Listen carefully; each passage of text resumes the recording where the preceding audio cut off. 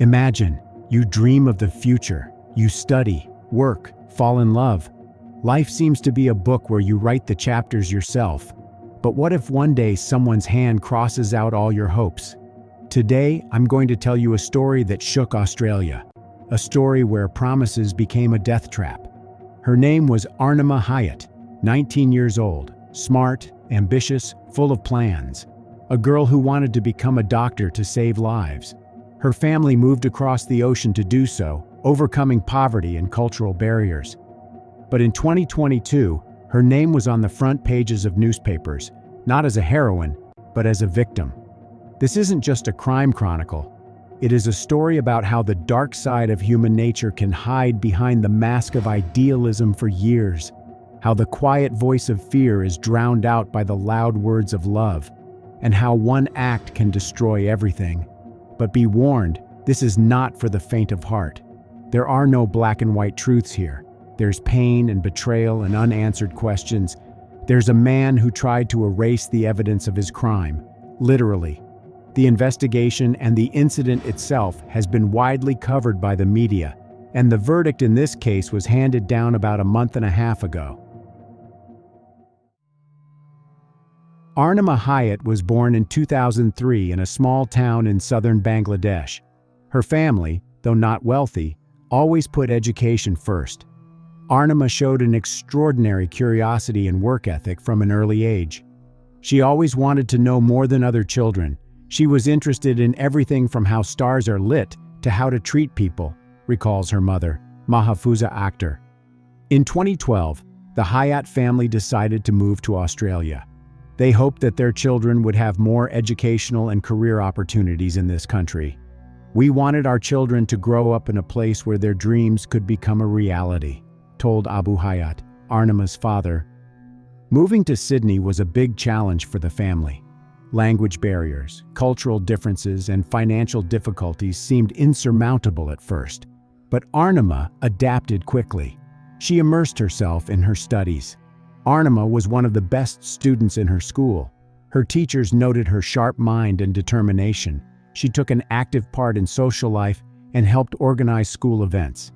By the age of 16, she had decided to become a doctor, enrolling in a medical science course at a university in Sydney. According to her mother, Arnima wanted to help people, especially women in difficult situations. But outward success masked personal difficulties. Arnima, like many teenagers, was searching for her place in the world. She dreamed of love and a family, but her traditionalist parents thought she should focus on her studies. They wanted her to finish university first before thinking about marriage. In 2020, Arnima met Miraj Zafar. Miraj was born into a family of Bangladeshi immigrants in Australia. He grew up in Sydney, where his family, like many migrants, sought to build a new life. Before meeting Arnima, he worked as a construction worker and had a passion for sports, which made him physically strong and imposing. He was 2 years older than Arnima. They met through mutual friends on social media, and Miraj quickly gained her trust. He seemed very caring and considerate. He said he wanted to protect Arnima and make Arnima happy. Their relationship developed quickly. Miraj gave her gifts and promised that they would build a happy family. He seemed like the perfect guy. In early 2021, Arnima and Miraj got married secretly. The ceremony took place without their families, which caused a storm of resentment from Arnima's parents. They couldn't believe that she had done it without their consent. They felt that he was not the right man for her. Miraj, however, convinced Arnima that their marriage would be a happy one. He promised that they would move into a separate apartment and start a new life. But just a few weeks after the wedding, things began to change. After entering into a relationship with Miraj, Arnima changed from a cheerful, outgoing young woman who was constantly telling her family how much she loved them to a withdrawn person. Miraj became jealous and aggressive. He forbade Arnima from socializing with her friends, controlled her correspondence, and even threatened to hurt her if she did not comply with his demands. He told her that she belonged only to him. If she looked at someone on the street, he would yell and threaten to hurt her. These were not empty threats. More and more bruises appeared on Arnima's body. He did not develop a respectful relationship with her parents either. In May 2021, Mehraj attacked Arnima's father when he tried to interfere in his and Arnima's life. This resulted in a restraining order that prohibited Mehraj from approaching the Hayat family. Arnima, fearing retaliation, did not go to the police about her husband's abuse. She thought he would change. She believed that their love could overcome everything. In December 2021, Arnima found out that she was pregnant. This news was both joyful and terrifying. She realized that the baby would forever bind her to Mehraj. She wrote a text message to a friend saying that she did not want a child with Mehraj and that she hated Mehraj. By the end of 2021, the relationship between Arnima and Mehraj had reached a critical point. Mehraj, who initially seemed caring and attentive, became increasingly aggressive. He controlled Arnima's every move, forbade her from socializing with friends and family, and threatened to harm her if she tried to break off their relationship. She repeatedly complained to her friends about Mehraj using physical force against her. On one occasion, she said, he grabbed her by the neck and squeezed her so that she lost consciousness because he thought he saw her with another man. She told friends she was thinking of going to the police, saying she regretted marrying him and said she wanted a divorce. In January 2022, Arnima's patience ran out and she decided to leave Mehraj. This she informed her friend in a text message, which was her last message. On January 31st, 2022, Mehraj called his mother. During this conversation, he said that he and Arnima had a serious fight. When his mother asked what had happened to Arnima, Mehraj said that she was not breathing. Despite his mother urging him to call an ambulance, he refused, telling her, "I'm not going to call the ambulance, I'm scared. The police will get me and they will put me in jail." He asked his mother if she knew the cost of an overseas ticket. His mother finally called emergency services at 4:32 p.m., with police having to force their way into their home by kicking down the door before making the grisly discovery. Arnima was found lying face down, partially submerged in a brown liquid with 5 20-liter bottles of acid sitting in the bathroom and a strong chemical smell in the air. Her body had to be identified using DNA. She was murdered by the person who was meant to love her, murdered by the person who was meant to respect her, by the person meant to protect her, the person meant to father her child and start a family with, by the person who was supposed to make all her dreams come true. By the time the police arrived, Mehraj had fled and was wanted. When the police examined the scene of the crime, they found signs of a struggle in the apartment. Neighbors said that on the night of January 29th, they heard screams from Mehraj's apartment, but no one called the police. The scene was very challenging for arriving police. When they did arrive and found chemicals at the unit, they retreated and called other units. Arnima's text messages sent to friends, where she described the beatings, became evidence of her husband's tyranny. As I said, Arnima's body was so damaged by the acid that it could only be identified by DNA. However, experts determined that her death was caused by strangulation. The investigation revealed that 2 days before the discovery of the body, on January 29, 2022, a tragedy played out in the couple's apartment. Mehraj, having learned that Arnima was planning to leave him, strangled her. According to investigators, he either blocked her breathing with his hands or covered her face with a pillow. He placed Arnima's body, who was pregnant at an early stage, in a bathtub. Mehraj's internet searches after killing Arnima Hayat included, "Can hydraulic acid burn through skin? Bunnings near me. How many years do you get in Sydney for murder? 9 News Live," and Parramatta Police Station. The next morning, Mehraj made desperate attempts to cover his tracks. According to the investigation, he left the North Parramatta apartment in his van and went to the Bunnings store, where he bought 20 liters of hydrochloric acid. He later returned for 4 more canisters, bringing the total amount of acid to 100 liters. Cell phone data gave investigators a lot of frightening information about the couple's relationship. Arnima spoke of Mehraj bashing and beating her almost to death, being a slave, marrying an abusive guy, and asking for a divorce. "Mirage, when people finds out about us, you're going to jail for years and years," Arnima wrote in December 2021. Mirage replied, "And who's gonna find out?" In another message, Arnima said she did not want a son like Mirage, to which he replied, "We will have many sons, just like me." Mirage sent messages to Arnima, including that she did not have his permission to leave the house. On the night of her murder, Arnima messaged a friend saying, "I have nobody except you." The friend replied, "You have got no choice. You have to stay with him." In a final message at 9:10 p.m., Arnima wrote, "No, I hate him." Within 45 minutes, she was dead. The police published Mirage's picture so that as many people as possible would know that he was a suspect in a crime. Mirage realized that he would not be able to flee the country. Realizing that his face was already on the wanted list, he decided to turn himself in. He voluntarily presented himself at the police station. His lawyer later stated that his client did the right thing by cooperating with the investigation. However, Mirage's behavior during his arrest raised questions. He displayed nervousness, refused to comment on the details of the crime, and insisted on his innocence in the early stages. He argued that Arnima provoked the conflict and her death was an accident during an argument.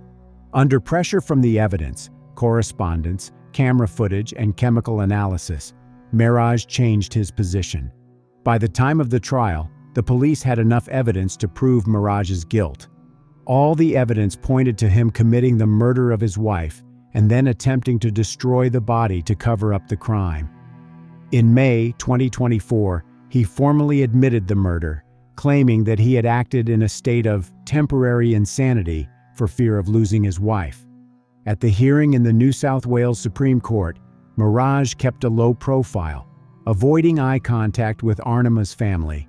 His defense was based on two arguments. First, the lawyers insisted that Arnima allegedly threatened to leave Mirage and deny him the right to see his future child, which provoked an outburst of anger. Second, the lawyers argued that Mirage had not planned the crime in advance and that the purchase of acid was an impulsive decision to cover up signs of panic. In a letter addressed to the court and his victim's family, Mirage said he took full responsibility for his actions. "I don't know how to begin to say how sorry I am for all that I have caused and all that I have affected through my actions," he wrote in the letter read aloud in court. "It's the most terrible thing to do to someone else. I hope one day you can forgive me. I am very sorry," he said.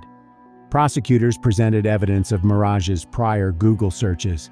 "Does hydrochloric acid burn the skin?" and "term for murder in Sydney." This indicated a consciousness of action. Arnima's text messages to her friends, where she described beatings and threats, confirmed that Mirage controlled and humiliated her. Messages contained in court documents reveal Mirage's abusive behavior, including Arnima Hayat begging to be allowed to leave. "I just don't want to say this to your face because I'm scared you're going to bash me again," Arnima wrote in one message. "I don't want a son like you. I can't have your child." Mirage responded, "Baby, you need to let go of the past. Whatever I did was not me at all." Arnima's father, Abu Hayat, stated in his statement during the trial, "You burned the face I kissed every night. You stole our future." "Can you imagine someone burning your child? I can never see her again," he said. Arnima's mother, Mahfouza Akhtar, burst into tears as she described how her daughter dreamed of becoming a doctor. She wanted to save lives, but she couldn't save her own.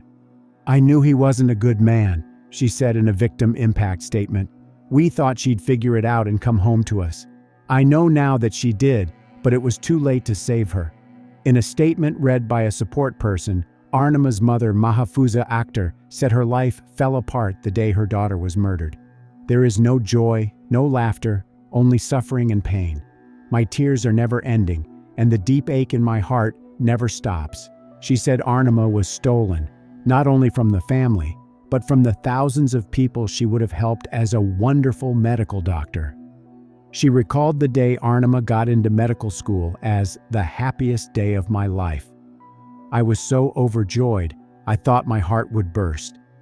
Ms. Actor remembered how beautiful her daughter looked on the day they received their Australian citizenship and said she would give anything to see her face just one more time. Instead, I sit by her grave every Friday, stroking the grass because I can no longer stroke her hair, she said. In his last statement, Mirage tried to apologize. I am sorry for what I have done. I hope you will forgive me one day, he said. However, his tone sounded formal, and his words were not backed by emotion. A court-requested psychological evaluation revealed narcissistic and manipulative traits that cast doubt on the sincerity of his remorse. According to prosecutors, Mirage could not accept that Arnima was planning to leave and saw her pregnancy as a shackle rather than a joy. The judge noted that Mirage viewed his wife as property, not as a beloved woman. On December 19, 2024, judgment was entered in this case. Sentencing Mirage in the New South Wales Supreme Court in Sydney, Justice Deborah Sweeney said he had acted with reckless indifference to life by either choking or smothering Hyatt. Sweeney said she had considered these factors, along with Mirage's conduct in relation to her body after her death, and that he did not undertake any significant planning or organization in killing Ms. Hyatt. The judge assessed the offense as in the mid-range of seriousness for murder and sentenced Mirage to 21.5 years in prison without parole for 16 years. Thus, in 2038, Mirage could be out of prison. I take into account that he was employed before he committed this offense, and he is accepting of his need for rehabilitation, Judge Deborah Sweeney said. Given his youth, his limited prior record, and that attitude, it seems he has positive prospects of rehabilitation. The judge emphasized that the sentence reflected the severity of the crime. You not only took the life of an innocent person, but you tried to erase her existence, she said. Today, Mirage is being held in a maximum security prison in New South Wales. Wardens report that he avoids contact with other prisoners and spends most of his time in his cell. His lawyer periodically appeals, arguing that the sentence is disproportionately harsh, but so far all attempts have been unsuccessful. The story of Arnima and Mirage is not only a chronicle of a crime, but also a reminder of how tyranny in a relationship can lead to irreversible tragedy. Her life, cut short at the age of 19, became a symbol of the struggle for women's rights, and his name became synonymous with an escape from responsibility that never came to fruition. All Arnima's parents have left are memories of their daughter. Every Friday they visit the cemetery where their daughter's name is engraved on a marble slab. The girl who dreamed of saving lives but couldn't save her own.